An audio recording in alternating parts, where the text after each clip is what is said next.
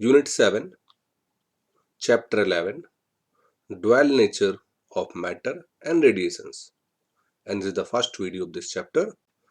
In this video, we will discuss about type of emission, photoelectric effect, photon and its property, experimental setup of study of photoelectric effect of intensity, frequency, and potential on photoelectric effect, graphical representation of variation of photoelectric current, law of photoelectric effects, Einstein photoelectric equations, experimental value of Planck constant, and verification of law of photoelectric effect based on Einstein photoelectric equations.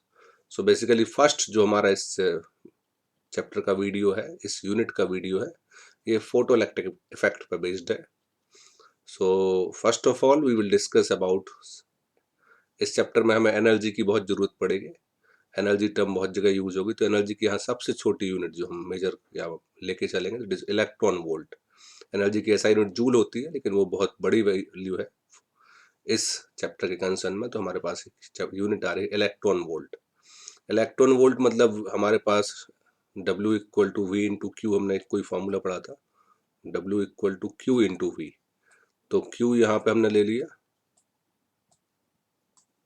Q into we हमारे पास formula था. अगर हमने Q ले लिया 1 electron और V ले लिया 1 volt, तो इतनी वर्क करना पड़ेगा, इतनी एनर्जी देनी पड़े कि वो 1 इलेक्ट्रॉन के चार्ज को 1 वोल्ट पोटेंशियल डिफरेंस पे ला के रख दे, या किसी एक इलेक्ट्रॉन के चार्ज को 1 वोल्ट पोटेंशियल हायर लेवल पे ले जाए. ऐसी आप जितनी एनर्जी आप उसको दे रहे हो, that is called 1 electron volt. Energy require to give rise of 1 volt potential level to an electron of 1 to an electron is called 1 electron volt. इतनी एनर्जी दो कि एक इलेक्ट्रॉन अपने पोटेंशियल को 1 लेवल 1 वोल्ट लेवल हाई पे ले जाए, that is called 1 electron volt. ये एनर्जी बहुत ही कम है, that is 1 electron volt equal to 1.6 into 10⁻⁻19 joule. ये तो शायद चार्ज ऑफ इलेक्ट्रॉन है, तो चार्ज ऑफ, इसको याद करना भी आसान है. 1 electron volt equal to charge of electron in the concern of joule, क्योंकि electron volt is a unit of energy, तो एनर्जी की यूनिट जूल होती है. तो 1 electron volt equal to 1.6 into 10⁻⁻19 joule. तो इससे एक बड़ी यूनिट हमें लेनी पड़ती है जब हम एनर्जी और बाइंडिंग एनर्जी और मास इफेक्ट की बात करते हैं. तो मेगा इलेक्ट्रॉन वोल्ट, मेगा मतलब 10⁻⁶, अगर हम इसमें 10⁻⁶ का मल्टीप्लाई करेंगे तो 1.6 इंटू 10⁻⁻13 जूल. तो ये एनर्जी हम यहाँ पे यूज करेंगे, इलेक्ट्रॉन वोल्ट और मेगा इलेक्ट्रॉन वोल्ट. नाउ जो हमारा मेन टॉपिक है इस चैप्टर का, एमिशन. इलेक्ट्रॉन को इमिट कैसे कर सकते हैं, इलेक्ट्रॉन को किसी सरफेस से, मेटलिक सरफेस से बाहर कैसे निकाल सकते हैं. तो इलेक्ट्रॉन एमिशंस की हमारे पास बेसिकली कितने टाइप्स हैं, तो हम उनको देखेंगे. सबसे फर्स्ट जो टाइप है, सबसे ट्रेडिशनल टाइप था थर्मोनिक एमिशन. अगर इलेक्ट्रॉन को किसी सरफेस से बाहर निकालना है, किसी मेटलिक सरफेस से अगर हम इलेक्ट्रॉन बाहर निकाल ले हैं, इलेक्ट्रॉन सरफेस के अंदर है, और अगर हम चाहते कि इससे बाहर निकल आए, तो हमें इनको एनर्जी देनी पड़ेगी. अब एनर्जी देने का पहला और सबसे ट्रेडिशनल तरीका था, इसको हम हीट दे दें by giving the suitable amount of heat. अगर हम थर्मल एनर्जी देंगे तो इलेक्ट्रॉन अपनी और सरफेस को, ये जनरली मेटल और बेसिकली अल्कलाइन मेटल में बहुत आसान होता है, तो इनको फ्री इलेक्ट्रॉन्स को इस सरफेस से, मेटलिक सरफेस से बाहर निकालने में हेल्प कर सकते हैं, लेकिन इनके लिए बहुत ज़्यादा एनर्जी, हीट एनर्जी देनी पड़ती है. तो सबसे पहला था थर्मोनिक एमिशन. सेकेंड है फील्ड एमिशन. अगर हम वेरी स्ट्रॉन्ग इलेक्ट्रिक या मैग्नेटिक फील्ड लगा दें, इलेक्ट्रिक फील्ड लगा दें, तो डिस्टेंस फॉर 8 वोल्ट पर मीटर, इतनी स्ट्रॉन्ग वोल्टेज का, जो बहुत ज़्यादा हैवी वोल्टेज है, अगर हम इतना ज़्यादा हैवी वोल्टेज लगाएं किसी मेटलिक के क्रॉस, तो फिर उसके इलेक्ट्रॉन बाहर निकल सकते हैं उसकी सरफेस से, और इसको एक स्पार्क के फॉर्म में हम देख सकते हैं. सो that is called field emission. ये भी बहुत डेंजरस है क्योंकि वोल्टेज बहुत ही ज़्यादा है. Now third, that is photo electric emission. Photo electric emission एक सबसे बाद में डिस्कवर हुआ है, लेकिन ये बहुत ही कन्वीनियंट और बहुत ही ईजी है. बस इसमें एक वर्ड रखना है, सूटेबल फ्रीक्वेंसी. अगर लाइट एक सूटेबल फ्रीक्वेंसी से ज़्यादा की है और वो किसी मेटलिक सरफेस पर गिरती है, तो वो इलेक्ट्रॉन उस सरफेस से बाहर निकल आते हैं, और this effect is called photo electric effect. तो ये तो बहुत ही आसान है, ना तो हमें इसमें बहुत ज़्यादा वोल्टेज देना है जो डेंजरस है, ना ही हमें बहुत हीट देनी है जो कि प्रैक्टिकली और लैब में उतना पॉसिबल नहीं है। और इसमें तो बस हमें एक suitable frequency, that frequency is also known as threshold frequency.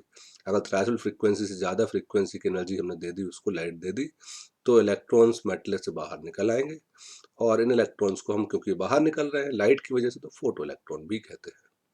तो 3 एमिशन के टाइप हैं, थर्मोइनिक, फील्ड और फोटो इलेक्ट्रिक। तो आज का जो हमारा टॉपिक है, जो हमें इस साल पढ़ना है इस चैप्टर में, that is photo electric effect. So what is photo electric effect? When a light more than a certain frequency incidence on a given alkaline metallic surface, जो फ्रीक्वेंसी है वो सरफेस टू सरफेस डिफर कर सकती है।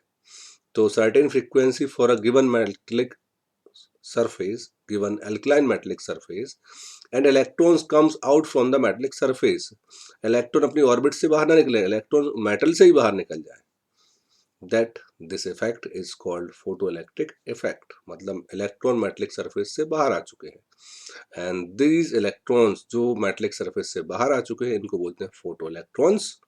और अगर इससे जो करंट फ्लो हो रही है, that is called photo electric current. अब इसमें कुछ टर्म्स हमें याद रखना है इस चैप्टर में। सबसे पहली टर्म्स है थ्रेशोल्ड फ्रीक्वेंसी। जो कुछ भी है, क्योंकि अगर हम बोल रहे हैं एनर्जी तो E equal to H nu, H तो प्लैंक कांस्टेंट है, जो कुछ डिपेंडेंट है फ्रीक्वेंसी पे। अगर फ्रीक्वेंसी कम है तो एनर्जी कम है, फ्रीक्वेंसी ज़्यादा है तो एनर्जी ज़्यादा है। तो थ्रेशोल्ड फ्रीक्वेंसी, मिनिमम फ्रीक्वेंसी, उस फ्रीक्वेंसी से पहले फोटो इलेक्ट्रिक इफेक्ट होगा ही नहीं, आधा अधूरा कोई कंडीशन ही नहीं। Minimum frequency require to escape electron from a given metallic surface, अगर उससे कम फ्रीक्वेंसी मिलेगी तो फिर वहाँ फोटो इलेक्ट्रिक इफेक्ट होगा ही नहीं। मिनिमम फ्रीक्वेंसी, जैसे आप किसी बस में चढ़ना चाहते हो, जैसे आप मूवी टिकट देखना चाहते हो, तो मूवी की जो मिनिमम टिकट है अगर 200 रुपये, तो 200 रुपये से कम होंगे तो फिर आप उसमें एंटर ही नहीं कर पाओगे। So that is the minimum frequency required to escape electron from given metallic surface. उससे ज़्यादा चल सकता है लेकिन उससे कम नहीं चल सकता है। That minimum frequency is called threshold frequency. और इसी डेफिनेशन में अगर हम फ्रीक्वेंसी को रिप्लेस कर दें एनर्जी से, तो ये डेफिनेशन बन जाएगी वर्क फंक्शन की। Minimum energy required to escape electron from given metallic surface, कितनी एनर्जी चाहिए कि वो इलेक्ट्रॉन उस सरफेस से बाहर निकल के आ जाए, that is called work function. और थ्रेशोल्ड फ्रीक्वेंसी का सिंबल न्यू नॉट है और वर्क फंक्शन का फाई नॉट है। और हमारे पास एनसीईआरटी की टेबल है जिसमें डिफरेंट मटेरियल्स के, डिफरेंट मेटल्स के डिफरेंट वर्क फंक्शन है। सबसे कम वर्क फंक्शन है, सबसे कम टिकट है, जो दैट इज 2.14 इलेक्ट्रॉन वोल्ट। देखिए यहाँ यूनिट हमें इलेक्ट्रॉन वोल्ट ही मिलेगी। तो सीजियम के लिए सबसे कम वर्क फंक्शन है, मतलब इस मटेरियल से, इस मेटल से इलेक्ट्रॉन निकालना बहुत ही आसान है। और सबसे ज़्यादा वर्क फंक्शन है दैट इज प्लेटिनम। प्लेटिनम से फोटो इलेक्ट्रिक इफेक्ट कराना बहुत ही ज़्यादा मुश्किल है। इसके लिए वर्क फंक्शन है 5.65 इलेक्ट्रॉन वोल्ट, बहुत ज़्यादा है। तो अगर इतना वर्क फंक्शन मिलता है, अगर सीजियम को 2.14 मिलेगा तो उससे तो इलेक्ट्रॉन बाहर निकल जाएंगे, लेकिन अगर 2.14 प्लेटिनम को मिलेगा तो उससे इलेक्ट्रॉन बाहर नहीं निकलेंगे। प्लेटिनम के लिए जो minimum work function, minimum energy चाहिए, दैट इज 5.65। लेकिन 5.65 से सीजियम से तो निकल सकते हैं और प्लेटिनम से भी निकल सकते हैं, लेकिन 5.65 से कम होगा तो प्लेटिनम से नहीं निकलेंगे। That is minimum energy required to escape electron from metallic surface. तो जिसकी टिकट कम होगी उसमें ज़्यादा भीड़ हो सकती है, उससे ज़्यादा इलेक्ट्रॉन निकल सकते हैं, तो उससे ज़्यादा स्कोप है फोटो इलेक्ट्रिक इफेक्ट प्रोड्यूस करने के। जैसे कोई मेटल है, उस पर कोई फोटोन आ रहा है तो उसकी एनर्जी डिपेंड कर रही है उसके न्यू पे। जैसे ही एनर्जी जाती है तो फिर इलेक्ट्रॉन अगर इस सरफेस से बाहर निकल के आ गया, then it is called photo electron. Now अब यहाँ पे E equal to H nu जो वर्ड आया था वो हमें एक वर्ड की तरफ ले जाता है, एक concept that is called photon. What is photon? जो भी एनर्जी मिल रही है तो एनर्जी कहाँ से मिल रही है, तो एनर्जी किस फॉर्म में मिल रही है, एनर्जी का फॉर्मूला क्या है? सो एनर्जी जो मिल रही है दैट इज द पैकेट और bundle of energy is called photon. So photon की एनर्जी कितनी होती है? E इक्वल टू एच न्यू। और हम पिछले चैप्टर में भी पढ़ चुके हैं, frequency is a fundamental property of wave. तो अगर फ्रीक्वेंसी कम होगी तो एनर्जी कम होगी, फ्रीक्वेंसी ज़्यादा होगी तो एनर्जी ज़्यादा होगी। और हमने EM वेव में भी पढ़ा है, हाई फ्रीक्वेंसी वेव ज़्यादा डेंजरस होती है, लो फ्रीक्वेंसी वेव कम डेंजरस होती है। तो E equal to H nu या E equal to H C upon lambda, ये एनर्जी ऑफ फोटोन है। एच यहाँ प्लैंक कांस्टेंट, इसकी वैल्यू 6.636 इंटू -34 जूल सेकंड होती है। इसको हम इस चैप्टर में आगे प्रूफ भी करेंगे वैल्यू कहाँ से आई थी। सी स्पीड ऑफ लाइट और लैम्डा वेवलेंथ है। डिफरेंट, रेड कलर की वेवलेंथ अलग है तो उसकी एनर्जी अलग होगी, ब्लू कलर की वेवलेंथ अलग है तो उसकी वेवलेंथ, उसकी एनर्जी अलग होगी। तो रेड कलर की वेवलेंथ ज़्यादा है तो उसकी एनर्जी कम होगी, ब्लू कलर की वेवलेंथ कम है तो उसकी एनर्जी ज़्यादा होगी। मतलब ब्लू कलर ज़्यादा डेंजरस है रेड कलर के रिस्पेक्ट में। Now property of photons. Photon different colour के डिफरेंट बंडल है, रेड कलर का अलग बंडल है, ब्लू कलर का अलग बंडल है, और जिस बंडल की जितनी एनर्जी होगी, लेकिन सारे बंडल एक ही स्पीड से ट्रेवल कर रहे हैं in vacuum, that is C 3 into 10⁸ metre per second. और फोटोन का रेस्ट मास 0 होता है, लेकिन ये फोटोन कभी रेस्ट में एग्जिस्ट खरीदते ही नहीं, you can not achieve in rest. The kinetic energy का फॉर्मूला क्या होगा फोटोन के लिए, तो E equal to M C square से m equal to E upon C square, या हम यहाँ पे E equal to H nu रख देंगे तो कटने के बाद h अपॉन सी लैम्डा भी इसका एक फॉर्मूला मिल सकता है आपको। The momentum of photon that is P equal to E upon C या h अपॉन लैम्डा। ना photon travel in straight line, जैसे लाइट स्ट्रेट लाइन में ट्रेवल करती है, तो लाइट है क्या, एनर्जी, और एनर्जी किसकी वजह से, फोटोन की वजह से, और फोटोन ट्रेवल करते हैं स्ट्रेट लाइन में, इसलिए लाइट भी ट्रेवल करती है स्ट्रेट लाइन में। Now energy of photon depends upon frequency, तो क्लियर है कि फ्रीक्वेंसी ज्यादा तो एनर्जी ज्यादा, फ्रीक्वेंसी कम तो एनर्जी कम। So the energy of photon does not change when photon travel in one medium to another. क्यों, क्योंकि फ्रीक्वेंसी किसी भी मीडियम में चेंज नहीं होती है। मीडियम चेंज होने पे स्पीड चेंज होती है और वेवलेंथ चेंज होती है, फ्रीक्वेंसी चेंज नहीं होती है। Frequency is a fundamental property of wave. हमारी आवाज है, हमारी भी फ्रीक्वेंसी फिक्स है, वो चेंज नहीं हो सकती है। Now wavelength of photon change in different medium, wavelength change हो सकती है, दैट्स व्हाई वेलोसिटी भी चेंज हो सकती है। फोटोन और इलेक्ट्रिकली न्यूट्रन, जैसे लाइट पे कोई चार्ज नहीं होता है, वैसे फोटोन पे कोई चार्ज नहीं होता है। फोटोन में show diffraction under given conditions, high band हो सकते जब इनकी वेवलेंथ के ऑर्डर में इनको कोई ऑब्स्टिकल मिल जाए।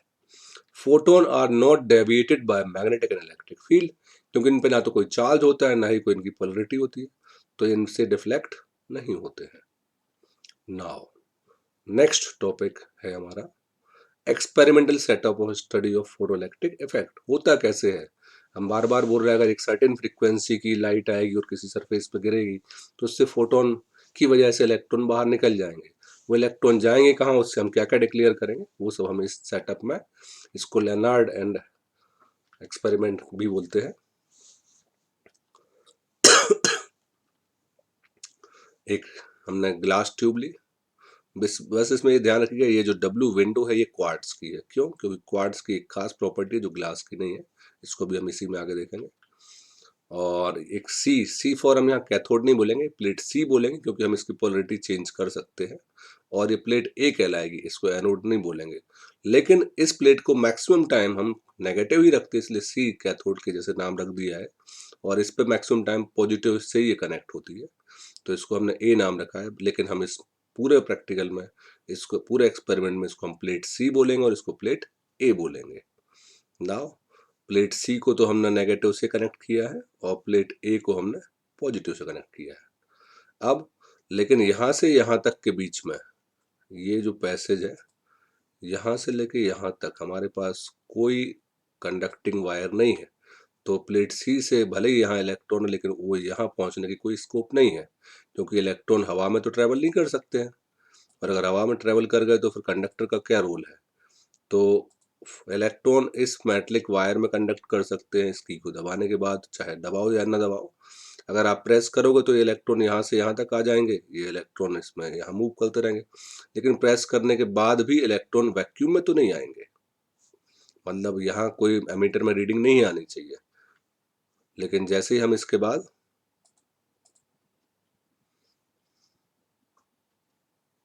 की कनेक्ट करते हैं तो भी यहाँ कोई करंट फ्लो नहीं हो रही है। लेकिन जब हम यहाँ से यूवी लाइट डालते हैं, क्वार्ट्ज जो है, हमने बोला यहाँ विंडो क्वार्ट्ज की क्यों ली है, क्योंकि क्वार्ट्ज जो है वो यूवी लाइट को ऑब्जॉर्व नहीं करता है, जबकि ग्लास यूवी लाइट को ऑब्जॉर्व कर लेता है। तो ये क्वार्ट्ज विंडो इसलिए लिए क्योंकि ये यूवी लाइट को एब्जॉर्ब ना करे। यूवी क्यों? क्योंकि अल्ट्रावायलेट मतलब मैंने बोला ब्लू कलर की फ्रीक्वेंसी ज़्यादा है तो उसके पास एनर्जी भी ज़्यादा होगी, तो अल्ट्रावायलेट या उससे भी हायर फ्रीक्वेंसी की एनर्जी हम यहाँ पे ले सकते हैं। रेड कलर की एनर्जी कम है क्योंकि उसकी वेवलेंथ ज़्यादा है, और ब्लू कलर की वेवलेंथ और ब्लू से और कम कौन है? अल्ट्रावायलेट है। सो यहाँ पर जैसे ये अल्ट्रावायलेट फ्रीक्वेंसी के फोटोन इसके ऊपर डाले गए तो ये इलेक्ट्रॉन इस कैथोड की सरफेस से ये इलेक्ट्रॉन बाहर निकले, और इस सरफेस क्योंकि यहाँ प्लेट सी नेगेटिव से कनेक्टेड है और प्लेट ए पॉजिटिव से कनेक्टेड है, तो ये सी से इलेक्ट्रॉन निकलने के बाद ये अट्रैक्ट होगा प्लेट ए से, और अगर एक इलेक्ट्रॉन यहाँ से यहाँ पहुंचेगा तो एक इलेक्ट्रॉन के बराबर ही करंट फ्लो होगी। अगर यहाँ से 10 इलेक्ट्रॉन निकलते तो यहाँ 10 इलेक्ट्रॉन के बराबर करंट फ्लो हो जाएगी। तो दीज इलेक्ट्रॉन्स जो हवा में ट्रेवल कर रहे हैं, these are called photo electron, और वो इलेक्ट्रॉन जो इस कंडक्टिंग वायर में फ्लो कर रहा है, these electrons are called conduction electron. लेकिन ये दोनों सीरीज में हैं, तो अगर ये दोनों सेम होंगे। इसके पहले हम पढ़ चुके हैं डिस्प्लेसमेंट करंट, वो भी कंडक्शन करंट के इक्वल होती है। उसके पहले हम पढ़ चुके हैं इंडक्शन करंट, वो भी कंडक्शन करंट के इक्वल होती है। और इस चैप्टर में हमारे पास है फोटो इलेक्ट्रिक करंट, ये भी कंडक्शन करंट के इक्वल होती है क्योंकि सीरीज में करंट सेम होती है। तो अगर अगर ये इलेक्ट्रॉन इस सरफेस से बाहर नहीं निकलते तो फिर कोई करंट फ्लो ही नहीं होती क्योंकि ये तो सर्किट ब्रेकआउट है।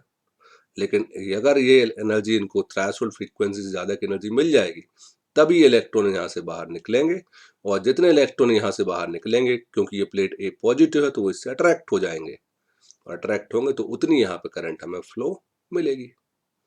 तो इस करंट का रेशियो भी डिफरेंट फैक्टर्स पे डिपेंड करेगा, उसको भी देखेंगे हम। That is quartz transmit UV light. Now अब इस करंट के किस किस पर क्या क्या डिपेंडेंसी उसको देखते हैं। इफेक्ट ऑफ इंटेंसिटी और incidence light on photo electric effect. इस टॉपिक में एक और चीज है, अगर हम इसका एक वर्ड और आता है स्टॉपिंग पोटेंशियल। अगर हम यहाँ पर रिवर्स पोटेंशियल लगा दें, और रिवर्स पोटेंशियल मतलब प्लेट सी को पॉजिटिव कर दें और प्लेट ए को नेगेटिव कर दें, इससे इलेक्ट्रॉन निकलते हैं लेकिन इससे तो रिपेल होंगे। अगर हमने इस प्लेट सी को पॉजिटिव कर दिया और इस प्लेट ए को negative, that is called stopping potential. उल्टा कर रहे हैं हम। तो अगर इस प्लेट सी से इलेक्ट्रॉन बाहर निकलते लेकिन वो इस पॉजिटिव से ही अट्रैक्ट होना चाहते हैं तो यहाँ नहीं जाएंगे, वापस आ जाएंगे।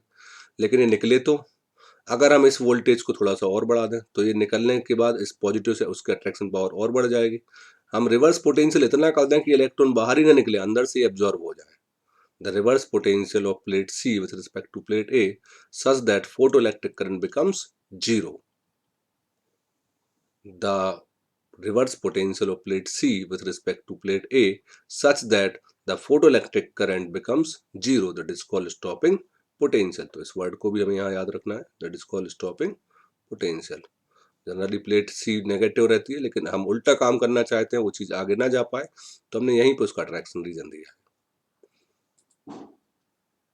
Now effect of intensity of incidence light on photoelectron. अगर हम करंट, तो यहाँ पे हमें कुछ वर्ड याद रखने। एक सिंपल से सेंटेंस है आई। आई आपके दो तीन जगह यूज होगा। आई करंट के लिए भी यूज होगा, तो आपको आई प्रोपोर्शनल टू आई, मतलब जो करंट है वो किस पे डिपेंड करती है? इंटेंसिटी पे। I proportional to I does not, ये डिपेंड किस पे नहीं करता है? ये वी पे डिपेंड नहीं करता। वी यहाँ पे और कौन सा वी हो सकता है? ये डिपेंड नहीं करता एक और वी जिसको हम यहाँ स्टॉपिंग पोटेंशियल बोलते हैं। एक वी वेलोसिटी हो गया, एक स्टॉपिंग पोटेंशियल हो गया, और किस पे डिपेंड नहीं करता है? न्यू। ये न्यू पे भी, फ्रीक्वेंसी पे भी डिपेंड नहीं करता। आई करंट केवल इंटेंसिटी पे डिपेंड करती है, ये ना तो वेलोसिटी पे डिपेंड करती है, वेलोसिटी मतलब काइनेटिक एनर्जी, ना ही स्टॉपिंग पोटेंशियल पे डिपेंड करती है, और ना ही फ्रीक्वेंसी पे डिपेंड करती है। और एक और आपको याद रखना है, V proportional to V, V proportional to V, proportional to nu, ये सब एक जैसे दिखने वाले अल्फाबेट हैं, V और न्यू। मतलब V means velocity, V means kinetic energy, V means potential, और ये दोनों किस पे डिपेंड कर रहे हैं? फ्रीक्वेंसी पे। स्टॉपिंग पोटेंशियल भी फ्रीक्वेंसी पे डिपेंड करता है। V means velocity means kinetic energy, भी फ्रीक्वेंसी पे डिपेंड करती है। लेकिन ये दोनों किस पे डिपेंड नहीं करते, डज नॉट आई। आई मतलब ना तो ये करंट पे डिपेंड करते हैं, ना ही ये इंटेंसिटी पे डिपेंड करते हैं। आप इंटेंसिटी ऑफ लाइट बढ़ाओगे तो काइनेटिक एनर्जी नहीं बढ़ेगी, आप इंटेंसिटी ऑफ लाइट बढ़ाओगे तो स्टॉपिंग पोटेंशियल में कोई इफेक्ट नहीं आएगा। तो ये ध्यान रखना है, ये एक जैसे है, आई प्रोपोर्शनल टू आई, मतलब करंट किस पे डिपेंड करती है, इंटेंसिटी पे। लेकिन करंट किस पे डिपेंड नहीं करती है, ना तो काइनेटिक एनर्जी ऑफ इलेक्ट्रॉन पे, ना ही स्टॉपिंग पोटेंशियल पे, और ना ही फ्रीक्वेंसी पे। और v प्रोपोर्शनल टू न्यू, मतलब वेलोसिटी मींस काइनेटिक एनर्जी किस पे डिपेंड करती है, फ्रीक्वेंसी पे, और स्टॉपिंग पोटेंशियल किस पे डिपेंड करता है, फ्रीक्वेंसी पे। लेकिन ये दोनों किस पे डिपेंड नहीं करते हैं, ना तो करंट पे डिपेंड करते हैं, ना ही इंटेंसिटी पे। तो इस स्लाइड को जितना हम इसके बाद पढ़ने वाले हैं वो केवल ये दो लाइन आपके बहुत ज़्यादा काम आएंगी, इनको ध्यान रखिएगा। अब इन्हीं दोनों लाइनों से हम देखते हैं कितने सारे लॉ बनते हैं। केवल इन दोनों लाइनों को अगर आप नोट कर लोगे तो सारे लॉ आपको इजी लगेंगे। सेम अल्फ़ाबेट जो एक जैसा दिख रहा है वो हमारे हिंट के लिए हम मान रहे हैं कि एक जैसे हैं। तो आई प्रोपोर्शनल टू आई, मतलब अगर आप इंटेंसिटी ऑफ लाइट बढ़ाओगे तो करंट बढ़ जाएगी। ठीक है। पोटेंशियल किस पे डिपेंड करता है, effect of potential of photoelectric current. ये देखिए यहाँ पोटेंशियल है और यहाँ फोटोइलेक्ट्रिक करंट है, और ये स्टॉपिंग पोटेंशियल है। तो फोटोइलेक्ट्रिक करंट है डिफरेंट इंटेंसिटी के लिए, I1 I2 और I3। I1 कम है, I2 ज़्यादा, I3 और ज़्यादा है। तो उसके हिसाब से अगर आपने इंटेंसिटी चेंज की है तो करंट चेंज हो गई है। If you change the intensity then the current will change. लेकिन इन तीनों इंटेंसिटी के लिए स्टॉपिंग पोटेंशियल कैसा है, सेम है, रिवर्स पोटेंशियल है, eight which the photoelectric current become zero. Photoelectric current है लेकिन अगर रिवर्स पोटेंशियल लगाए तो कितना हो गया, जीरो। लेकिन इंटेंसिटी पे करंट तो चेंज हो गई, लेकिन इंटेंसिटी चेंज करने पर स्टॉपिंग पोटेंशियल चेंज नहीं हुआ। और ये जो करंट होती है एक लिमिट से ज़्यादा नहीं बढ़ सकती, तो इसको सैचुरेशन करंट भी बोलते हैं।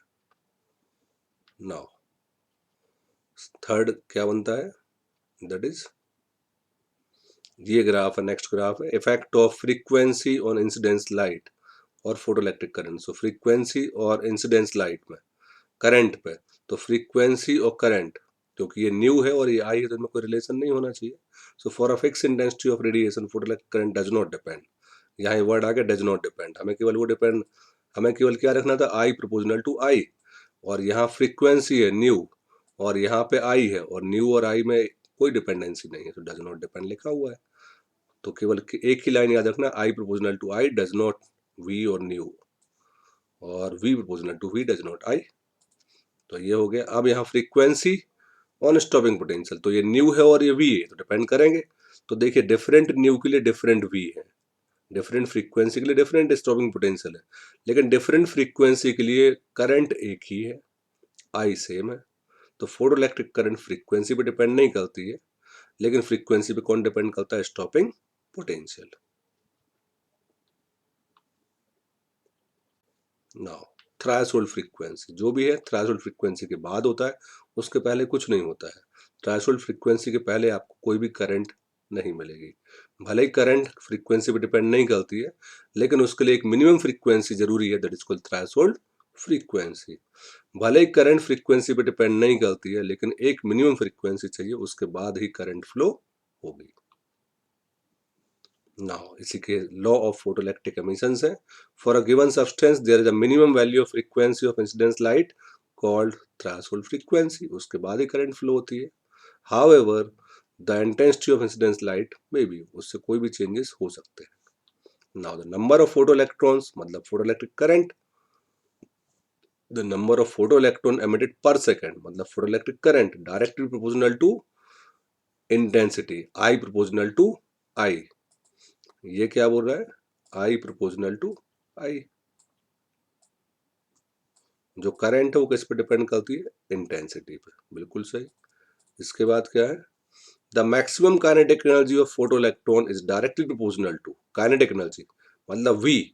तो वी किस पे डिपेंड करता है, फ्रीक्वेंसी पे। तो ये भी आपका क्या हो गया, के ई, के ई का फॉर्मूला होता है हाफ एम वी स्क्वायर। तो के ई मतलब क्या हो गया यहाँ पे, के ई किस पे प्रोपोर्शनल टू है, वी के। वी स्क्वायर भी बोल सकते हो आप, तो वी स्क्वायर, और फिर ये किसके प्रोपोर्शनल टू है, फ्रीक्वेंसी के।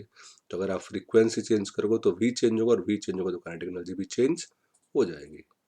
इसके बाद the maximum kinetic energy of photoelectron independent, तो काइनेटिक एनर्जी के ई किस पे डिपेंड नहीं करती है, K E does not depend on I, क्योंकि के ई किसके मैचिंग में है, K E proportional to we है, और वी आई पे डिपेंड नहीं करता है। आई मतलब क्या हो गया, करंट, और आई मतलब क्या हो गया, इंटेंसिटी, तो ये इस पे डिपेंड नहीं करती है, ये भी हो गया।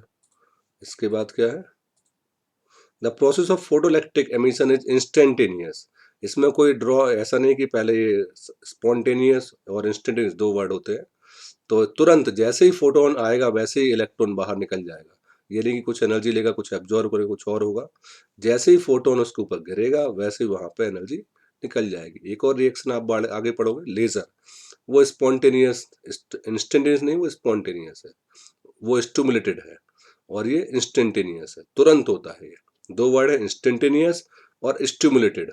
इंस्टेंटेनियस मतलब आप तुरंत रिएक्ट कर रहे हो, स्टिमुलेटेड मतलब आपको कोई उकसा रहा है तब आप कोई काम कर रहे हो, तो ये इंस्टेंटेनियस है, तुरंत जैसे ही इलेक्ट्रॉन, जैसे ही फोटोन गिरेगा वैसे ही रिएक्शन स्टार्ट हो जाएगी। फोटोइलेक्ट्रिक एमिशन इज 1 to 1, अगर एक फोटोन गिरा तो एक इलेक्ट्रॉन निकल जाएगा, एक फोटोन गिरा तो एक इलेक्ट्रॉन निकल जाएगा। तो ये 4, ये 5 6 लॉ हो गए इसके, 1 2 3 4 5 6 लॉ है इसके। Now Einstein photoelectric equations, Einstein ने इसी को इक्वेशन में कन्वर्ट करने की कोशिश की। That is when a photon of energy h nu falls on a metallic surface, energy of photon absorbed by electron and used in two ways। जो energy हम दे रहे हैं फोटोन के फॉर्म में किसी मेटलिक सरफेस को, तो वो दो काम में यूज होती है। पहली तो वर्क फंक्शन में, the part of energy use to overcome surface barrier and come out the metallic surface, that is called work function. उस इलेक्ट्रॉन को उस सरफेस से बाहर निकालने में, इलेक्ट्रॉन को मेटलिक सरफेस से बाहर निकालने में। अब जो एनर्जी बची रहेगी, the remaining part of energy is used in giving velocity, energy बची रहेगी, energy can not be destroyed. अगर हम किसी मूवी हॉल में जा रहे हैं, मूवी हॉल की टिकट 200 रुपये, हमारे पास 500 रुपये है, तो 200 रुपये तो हमने टिकट के ले लिए, that is called work function. अब जो 300 रुपये बचे, that is our kinetic energy, और जितनी ज़्यादा एनर्जी बची रहेगी उतनी ज़्यादा हम काइनेटिक हो सकते हैं, हो सकता है बीच में इंटरवल में हम उसको यूज़ कर लें। सो वही मेटलिक सरफेस में एक फोटोन दिया गया, अब फोटोन ने एक एनर्जी, ये एनर्जी जो ली गई phi equal to H nu not, where nu not is a threshold frequency, तो ये फंक्शन और फ्रीक्वेंसी में रिलेशन भी हो गया, वर्क फंक्शन और थ्रेशोल्ड फ्रीक्वेंसी में। तो इतनी एनर्जी तो इस इलेक्ट्रॉन को इस मेटलिक सरफेस से बाहर निकालने में लग गई। अब जो बाकी की बची एनर्जी बचेगी, that the remaining energy will convert and give its to a velocity and kinetic energy. तो जो फोटोन ने की जो एनर्जी थी वो दो पार्ट में डिवाइड हुई, पहली वर्क फंक्शन में और बाकी की काइनेटिक एनर्जी में। अब अगर किसी मेटल का ज़्यादा वर्क फंक्शन है तो उसको कम काइनेटिक एनर्जी मिलेगी, और किसी का कम वर्क फंक्शन है तो उसको ज़्यादा काइनेटिक एनर्जी मिल जाएगी। सो हमारे पास एच न्यू के दो पार्ट हो गए, phi plus half M we square, phi work function है, इसको एच न्यू नॉट लिख सकते हैं, half M we square. So half M we square equal to आ गया H nu minus nu naught. This is Einstein photoelectric equation. एक relation हो गया, आपके पास 100 रुपए थे, आपको टिकट के देने थे, जो बचे रहे वो आपकी काइनेटिक एनर्जी है। Now value of Planck constant, Planck constant second most important scientist इसी चैप्टर का। So E equal to H nu minus H nu naught, मतलब जो टोटल काइनेटिक एनर्जी किसके इक्वल टू आई, जो उसको फोटोन दिया था और जो उसका वर्क फंक्शन था, दोनों का सब्ट्रैक्शन, काइनेटिक एनर्जी आएगी H nu minus H nu naught के इक्वल। अब जो kinetic energy E equal to E V naught भी लिख सकते हैं, W equal to Q into V पहला वर्ड था हमारे पास, तो ई इंटू वी नॉट के इक्वल टू, तो H nu minus H nu naught हो गया। So V naught stopping potential equal to आ गया H nu upon E minus H nu naught upon E, क्योंकि यही वो एनर्जी थी जो इलेक्ट्रॉन को रोक पा रही थी, यही वो पोटेंशियल था, स्टॉपिंग पोटेंशियल, जो रिवर्स पोटेंशियल था प्लेट सी का प्लेट ए के रिस्पेक्ट में, और जब इलेक्ट्रॉन बाहर ही नहीं निकला था, that is stopping potential. So V naught equal to आ गया H nu upon E minus H nu naught upon E. By comparing the ये जो इक्वेशन बन रहा है हमारा मैथ्स का इक्वेशन है, y equal to M X plus C, उससे इजीली कंपेयर हो सकता है। y इक्वल टू हमें दिख रहा है यहाँ पे वी नॉट है, m इक्वल टू यहाँ पे जो है ये पूरा का पूरा h अपॉन ई, न्यू तो चेंज, फ्रीक्वेंसी चेंज कर सकते हो आप, तो h upon e, Planck constant upon charge of electron, ये तो कांस्टेंट है, तो m equal to M x, x की जगह पे न्यू लिखा हुआ है, वाई इक्वल टू वाई की जगह पे वी नॉट, एम की जगह पे एच अपॉन ई, न्यू एक्स की जगह पे लिखा हुआ plus C intercept minus H nu naught upon E. So अगर हम इसको वैल्यू को निकालें और ग्राफ के साथ रखें तो ये 6.67 × -34 आती है। ग्राफ इस तरीके का बनेगा। ये ग्राफ जो आया था, जो थ्रेशोल्ड फ्रीक्वेंसी के बाद ही करंट इंटेंसिटी निकलती है, तो अगर हम इस ग्राफ को, इससे हम थीटा भी निकाल सकते हैं, और थीटा निकाल के हम एच अपॉन ई की वैल्यू, एच की वैल्यू निकाल सकते हैं, क्योंकि ई तो फिक्स है 1.6 × 10⁻19। तो इस फॉर्मूले से m equal to tan theta equal to H upon E में e की वैल्यू रख के और थीटा की वैल्यू निकाल के हम h प्लैंक कांस्टेंट निकाल सकते हैं, और वो वैल्यू आती है 6.67 × 10⁻34 joule second. Now, verification of law of photoelectric emissions based on Einstein photoelectric equations. Half mv square equal to h nu minus h nu naught. अगर न्यू जो है वो न्यू नॉट से, न्यू नॉट ज़्यादा और new कम है, मतलब हमने जो फ्रीक्वेंसी दी है वो जो उसकी टिकट से कम है, तो फिर तो कुछ होना ही नहीं है। हाफ एम स्क्वायर नेगेटिव, मतलब वो बाहर ही नहीं निकलेगा। तो जो फ्रीक्वेंसी वो हमेशा न्यू नॉट से ज़्यादा होनी चाहिए। सिंस वन फोटोन, एक फोटोन एक ही इलेक्ट्रॉन एमिट कर सकता है, तो एक फोटोन, अगर ज़्यादा फोटोन होंगे तो ज़्यादा इलेक्ट्रॉन एमिट होंगे, कम फोटोन होंगे तो कम इलेक्ट्रॉन एमिट होंगे। लेकिन जो एनर्जी है वो तो इलेक्ट्रॉन को मिल चुकी है, तो जितनी ज़्यादा एनर्जी मिली है उतनी उसकी काइनेटिक एनर्जी बन जाएगी। Half M we square proportional to nu, क्योंकि एनर्जी तो फ्रीक्वेंसी पे डिपेंड करती है, तो अगर ज़्यादा फ्रीक्वेंसी का फोटोन है तो ज़्यादा काइनेटिक एनर्जी होगी, कम फ्रीक्वेंसी का फोटोन है तो कम काइनेटिक एनर्जी होगी। लेकिन एक फ्रीक्वेंसी से एक ही इलेक्ट्रॉन निकल सकता है। Photoelectric emission is due to collision between photon and electron. As such, they cannot any significant time lag between the incidence and photon. तो इसलिए इंस्टेंटेनियस है, क्योंकि जैसे फोटोन इलेक्ट्रॉन के ऊपर गिरता है तो वो विद इन 10⁻8 सेकेंड से भी कम टाइम के बीच में वो तुरंत बाहर निकल आता है। That is called instantaneous process. Thank you.